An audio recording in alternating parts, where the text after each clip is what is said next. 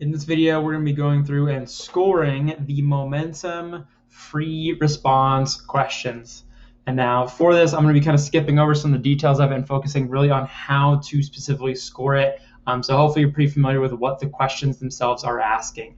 And now for this first one, we do have a block that slides down on a frictionless surface. And then there's kind of this energy transfer as it slides. And then there's kind of this momentum transfer between before and after the collision. And then they stick and slide together to the right. And so kind of in the first part of scoring this, state the basic physics principles, laws, or equations the students could use to graphically determine. Now the giveaway here is state the basics is what they're really saying. And so to get both points here, all you had to do is state that conservation of energy needs to be used, and for the second point, that conservation of momentum needs to be used. And so I'll leave this here. If you want to pause it, you can kind of take a peek and see exactly what I put. Here's kind of the mathy version of each of those. This is not what I would write personally. I would actually probably put it in a couple sentences like this, because they're saying state what they are. That typically means words, really. So for the second portion, they want us to derive an equation, come up with an equation that relates the release height of the big block, so that's the block when it's at the top of the ramp, to the speed Vs of both blocks after the collision, so after they've stuck together. And they tell us we can only use it in terms of the mass of the big block that slides down, the mass of the block that gets hit, and fundamental constants. So this really means like G, essentially, or I guess we could use big G instead. And so this is actually pretty similar to the ballistic pendulum. To get the first point, and you can flip-flop the order of the first two, you have to use either energy conservation first or momentum conservation first, and then the other one second. And so in looking at momentum conservation, we really are looking for this yellow equation that in the beginning, all the momentum, and momentum is mass times velocity, is in the first block as it slides down, right before collision. This is just before collision, so it's on the flat spot right here at the bottom of the ramp, and it's about to collide into the other one. All right, and so that gets us the first point in writing this out and stating that afterwards they're stuck together, so we have to add them. And I even use Vs. I probably should have not had the little prime here, because they want us to use specifically Vs is what they want to call it. So that's the first point. The second point is for actually using conservation of energy, and this is for the block when it just slides down the ramp. So when it's here to here, it hasn't even hit the other block yet. So we're just comparing all the potential at the top to all the kinetic at the bottom. And so we really get 1 point here for just applying conservation of energy. You would get the point even if you just left it in this format as well, because that is correctly applying conservation of energy. I decided that I would cancel the things that can cancel, and I wanted to get Vx alone. Now the third point is really for correctly plugging Vx in, so the velocity right before collision, into the momentum. So we really had to use energy correctly and momentum correctly. All right, and so that's what you're getting. The third point is correctly plugging in and getting this answer is kind of what we want. And again, this really should be a Vs here, not V prime. And so that is, in fact, the third point here for taking the energy one, plugging it in correctly, and getting some final answer. And maybe you wrote it a little differently, but it should be this same exact thing, actually. So the next portion, now we're actually designing a procedure. We have to actually design what you would do so that the students could graphically determine this relationship between the release height of the block and the speed after they stick. And so really, as far as what you need to do, what are the quantities and symbols that would need to be measured, as well as the equipment, it really is actually kind of given away in this final answer where we just were. Looking at this, well, we have Vs, so we probably want to find the velocity. We have two different masses here, so we need some way to find mass. And then we have a height. Little g, we already know what exactly that is. And so this kind of gives away that these are the three things we need to be able to measure: speeds, heights, and then masses. That's really kind of what we need. And so in terms of what are the quantities to be measured, I would state that, and this is how they would say it, relevant and appropriate measurements and equipment. And so the measurements you need are the mass of the blocks, the height of release, the velocity after collision. All right. And then again, they're calling this not V prime, they're calling this actually VS. I'm not sure why, but they're just calling that instead. So either or, we need essentially these values though. We need the masses, we need the heights, we need the velocity or the speeds. And so there's different equipment you could use. You did not have to say electronic balance. You could have said you hang it from a spring scale. You could have used spring scale here instead. You could have used a triple beam balance. You could have used a ruler or some other method to measure lengths or heights in this case. And then a motion detector, I can't even spell apparently. A motion detector is the easiest thing. You could have also said though, a stopwatch or a timer and a meter stick, because if you know the distance and you know the time, you could then say that speed is distance over time. So you could have said a timer or a stopwatch as well here to get the velocity, and you would have said, oh, well, stopwatch and a meter stick. That would have absolutely worked. And so this is 1 point. And so if you're missing one of these kind of fundamental things, you are unfortunately missing that point. So you got to have mass, got to have height, got to have velocity, and some reasonable way to actually determine those.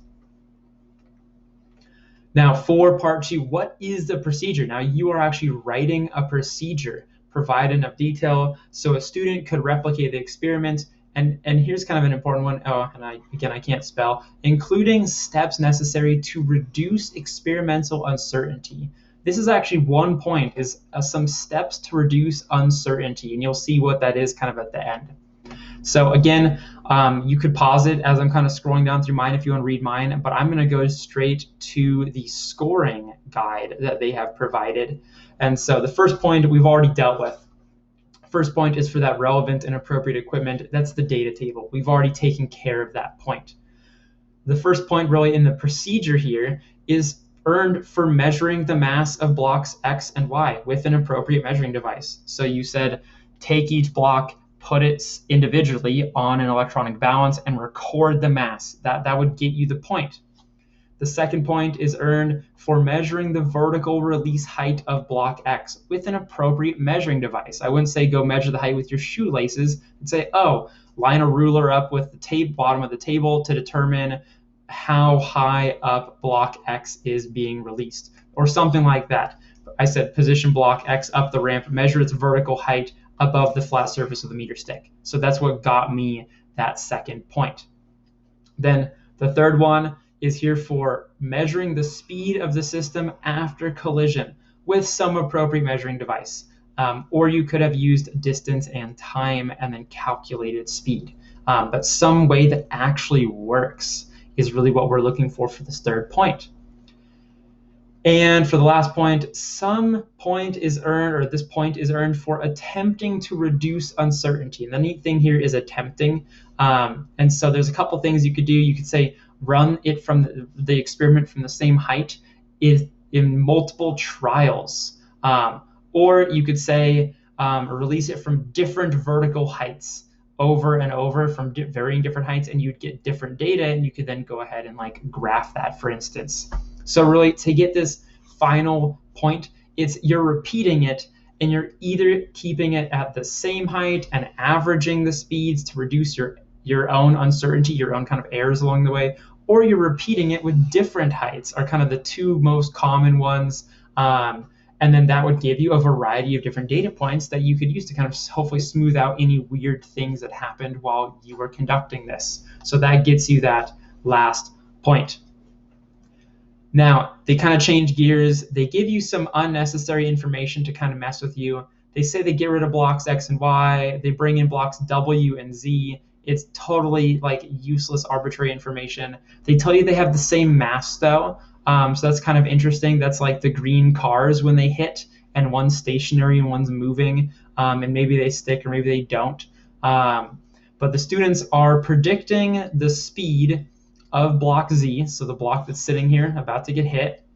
They predict the speed of it, and they assume the collision is perfectly elastic. That means like the air track, where the cars come in and they hit, and there's all the energy is conserved. All mechanical energy is conserved. We're not dissipating it into anything non-conservative like heat, deformation, friction. Sound takes a tiny bit, but really not much. And then the students, now that they've predicted the speeds after the collision, they then find the actual speeds. And so it's asking us here, why does the predicted speed not agree with the actual speeds? And so we need to look now. I see the predicted speeds, I see the actual speeds. I see that in every single case, these predicted speeds are greater than the actual speeds. Like we were expecting 1.57, we got 1.32. It's smaller. 1.98 was actually 1.63. So all of these were less than what we expected. And so what's going on here? Well, I've already kind of given it away, actually. They're really looking for, and this is only 2 points, they're looking for you stating in some way, shape, or form that the collision is not perfectly elastic. You could have written and said, their assumption was wrong. You could have said there was energy lost. It was not perfectly elastic. Something along the lines of that. You could have said it was only partially elastic. It was partially inelastic, because it's kind of an in-between, right? If elastic is them like perfectly bouncing off each other and inelastic is them sticking, there's that in-between where they kind of do a little of each. So that gets you the first point. The collision is not perfectly elastic. Their assumption was wrong. And then you get the second point for explaining some appropriate reason why it wasn't elastic. And so this is what we've talked about before and what I already said. Maybe energy was lost to heat or friction or sound or deformation. Maybe they kind of bumped and one of them kind of had a little dent that occurred or something. Something happened here that resulted in energy being lost in a non-conservative way, and so the collision is not perfectly elastic. That gets you the second point here. Now, question two. Question two is an interesting one. We have this ball, and it's thrown with some velocity, and I've kind of drawn a triangle here kind of showing it, and this maybe is reminiscent of Unit 1. And the ball moves sideways, it hits the ground, and then it bounces up. And it looks like it bounces up at the same angle as what it came in with. So the angle is the same before and after compared to the ground. And so that's kind of all we're given. And what I would like to point out is when I break it down into the x and y components here, I can see that, whoa, the x component is the same before and after collision, right? So the velocity is the same in the x direction. And this is what we've been doing all year since we started talking about projectile motion. And that's because we always ignore a resistance unless you're specifically told not to ignore it. Looking in the y direction, though, we see the velocity is down and later it's up. So something has happened here, absolutely. So now they're asking us on the grids below, draw an arrow to indicate the direction and relative magnitude. And I have kind of some beef with this kind of relative magnitude portion because they didn't give you like a size to compare to here, so we'll kind of ignore that part. But they want to indicate the direction and relative magnitude of the change in momentum of the ball as a result of the bounce. If there's no change, right, no change. So in terms of the horizontal component, you get a point for writing no change. It stayed the same going in the x direction, the horizontal direction.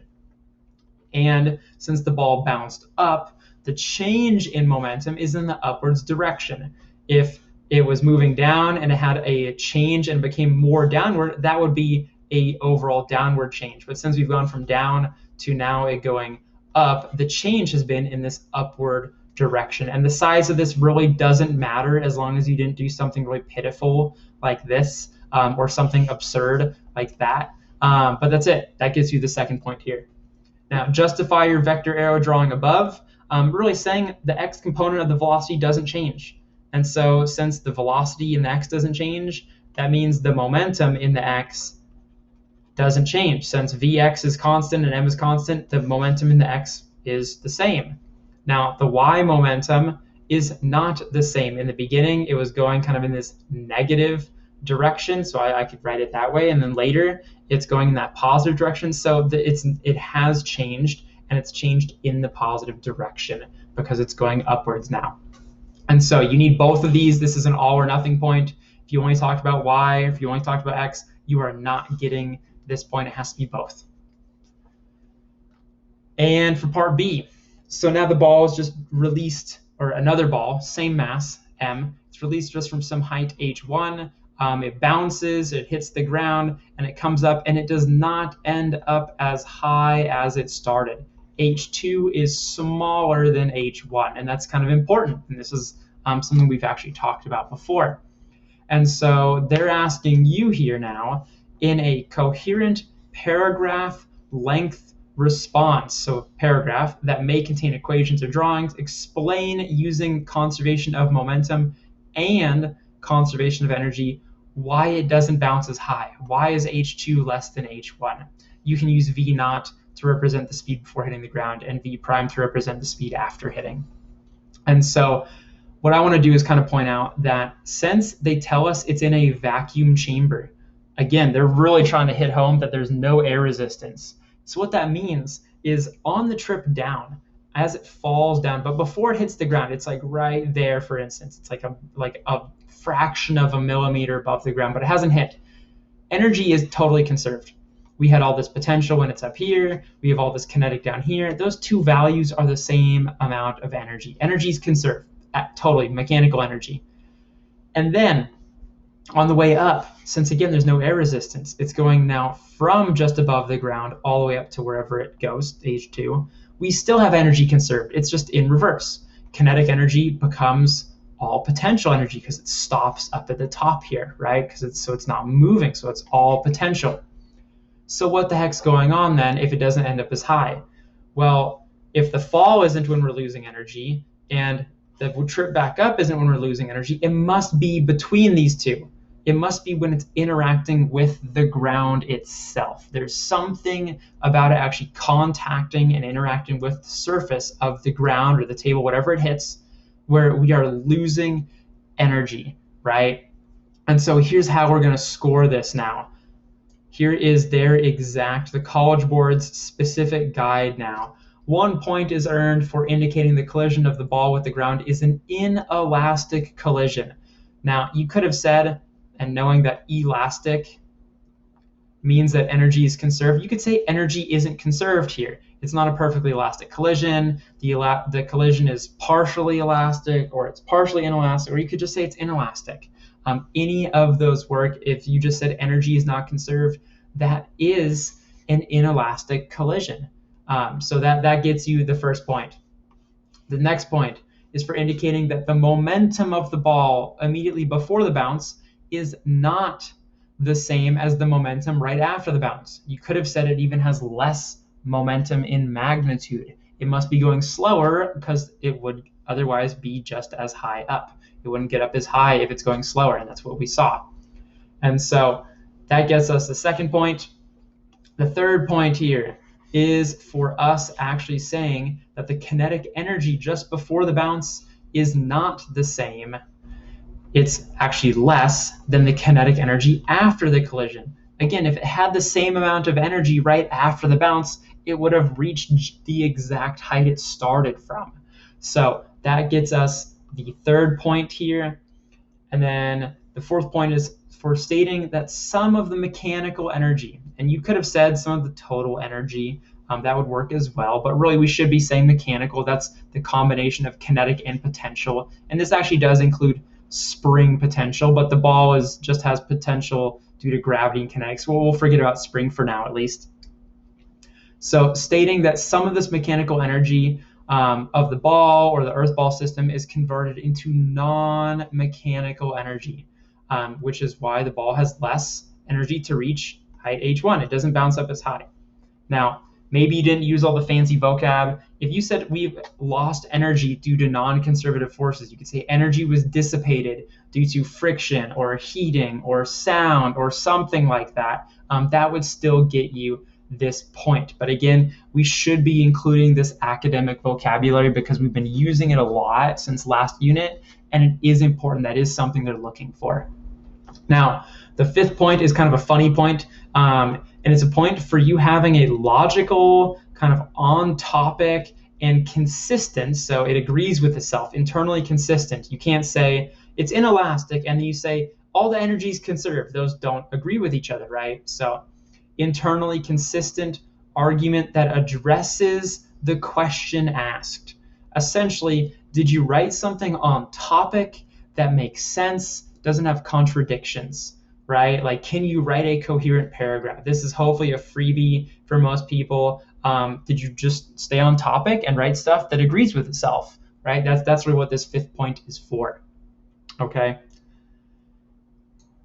And now for part C, the kind of home stretch. And now this is actually, just as a heads up, this is a portion that was not on this original practice question. This is a portion that I came up with because deriving equations is hard, and I want to give you something that is at the upper end of difficulty. This is the upper end of difficulty for an AP free response question. I would be stunned if you had something this challenging to derive. Just as a heads up, if this was really hard, this was designed and written by me to be very hard. So they're saying that the ball compresses and expands over a time t. So it hits the ground and it like smushes for a moment, and that results in it bouncing back up. And since that's the case, we can view the ball as a spring of spring constant k. So the ball has a springiness that's storing energy, all right? Now, if that's the case, when the ball's hitting the ground here and it's kind of smushed for a second, the ground is applying an upward force. It's that normal force for a certain amount of time. And so it's acting with an impulse, okay? And now the question's asking us, derive an equation for the force the ground exerts. Use the mass of the ball, use the original height, use the ending height, use the time, use the spring constant, use constants like g, little g, as needed. And so really, we're gonna ignore all this stuff for a second here over here on the right. We're gonna ignore that. What I want to look at is just this equation from your sheet. This is on the equation sheet.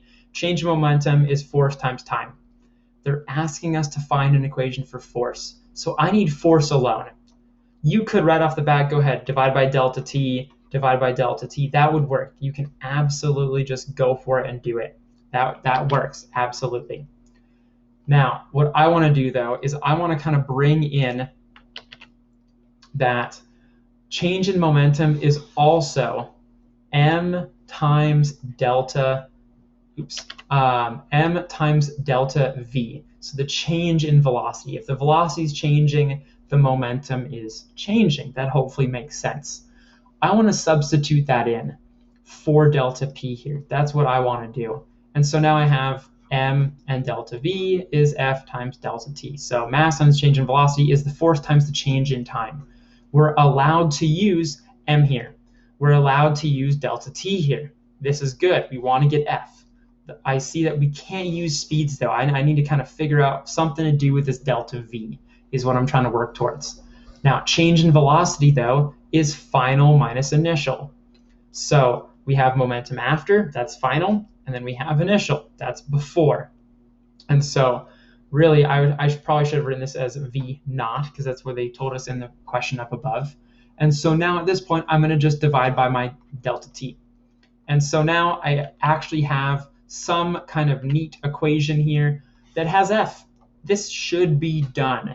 This, I would argue, is the cleanest, neatest version of itself and is done. The only problem is we have v prime and v naught here, and we are not allowed to have those. It doesn't say that we can use v's anywhere in here. So I need to figure out something to do to get rid of it. So we're going to get rid of it. To get rid of it, I need to look at that before the bounce portion and that after the bounce portion, where energy is in fact conserved. We're not looking at it actually touching the ground, oddly enough, kind of in these two kind of instances we're looking at. So on the way down, potential becomes kinetic. It started at mgh1 for kind of potential energy, and it ended on the about to hit the ground. The masses cancel. I have an equation now for v naught. I have an equation for the velocity right before it hits the ground. I'm going to take this and plug that thing in for v naught. And so now v naught's gone, and it's in terms of g and h1. We can use h1 and we can use g. And so this is kind of how we're working around to get rid of these variables that we're not allowed to use. we do the same exact thing for the after the bounce. So it leaving the ground, being right above the ground, to it reaching this height h2. And so all the kinetic at the bottom down here becomes all the potential at the top up here. And we do the same thing as we just did. It's just h2 instead of h1. And it's v prime instead of v naught. That's the only difference. It's literally the same exact step. And so using the same exact method, I now have an equation for v prime. So now I can take this and plug this in for v prime, and plugging it in gives me this nasty looking thing, which we can clean up and make look like this. Just kind of simplifying a little bit of our algebra here. And so really, as far as scoring this, because it's 3 points, the first point is for you using this equation from the sheet and actually solving for f, or attempting to solve for f. That gets you the first point. Attempting to solve for f, because that's what it's asking you to do. The second point is for going ahead and actually finding a way, using energy, to isolate v naught and v prime, or whatever you chose to call them. Essentially, you had to use conservation of energy to try and get rid of the v's. And so applying conservation of energy, that's what's going to get you the second point here, even if you didn't end up solving for v, using conservation of energy before and after the bounce. That's the second point. The third point is for making some attempt at getting this equation, and this might be a hard one for a lot of folks. The third point is for taking some attempt at this equation and getting it only in terms of the things we're told we can have in the equation. And so now I have just m's and h's and g's and t's. And you'll notice they gave a spring constant. That was just some tricky like bonus information that was made to not be used. It was given, but it was extra information that was unnecessary. So first point, using conservation of momentum, or using this momentum equation that relates to impulse. Second point is for using conservation of energy. Third point is for actually substituting in and trying to get an equation for f that is only in terms of what we have. All right, and now that bonus question, as long as you argued your point about the total momentum of the universe, that one's just a freebie one, as long as you explained yourself and made some sense. So then go up to the top and just fill in your total out of 25. Count up how many you either got, or maybe you're marking which ones you missed and subtract those from 25, but that's it, and then just total it up.